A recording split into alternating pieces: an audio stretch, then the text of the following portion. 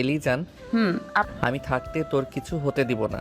ওই খোদাকে সাক্ষী রেখে বললাম, রিচার্ড কায়নাত আজ তার সকল তেজ অহংকার তোর পায়ের নিচে পিষে দিয়ে একটাই জিনিস চাইবে।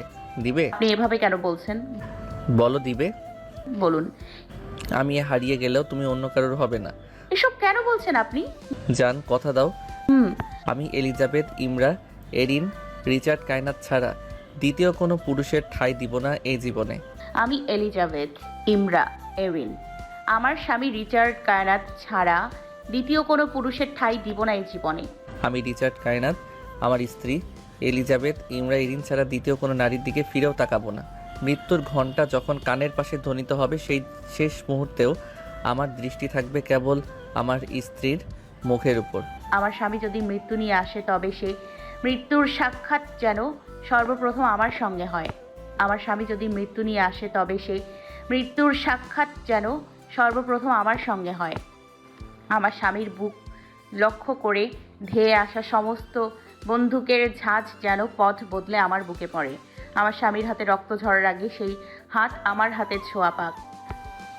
সব শেষে আমার স্বামী আমারই থাকুক। তো আমি তো তুমিতেই হারিয়ে যাচ্ছি রেড। না প্লিজ। আমার নিঃশ্বাস নিতেও কষ্ট হচ্ছে রেড। আমি আমি মেনশনে ফিরবো। নিশ্চয়ই ফিরবে। ফিরে আমরা একসাথে শাওয়ার নেব রেড। প্লিজ আমার একটুখানি সময় চাই। আমার চোখে চোখ রাখো রেড। বলো তো, কিছু অনুভব করছো না? আ খুশ, এখন শুধু তোমাকেই চাই, আর কোনো বাড়তি শব্দ নয়। যা চাওয়ার চেয়ে নে, যা পাওয়ার নিয়ে নে, যা হওয়ার হয়ে নে আজকে। এই দিন বেসামাল, তোর স্বস্তি নাজেহাল, দেখে কষ্ট হলো কাল ঝড়টাকে। ও তাই তো প্রেমের গান লিখেছি, আর তাতে তোর নাম লিখেছি।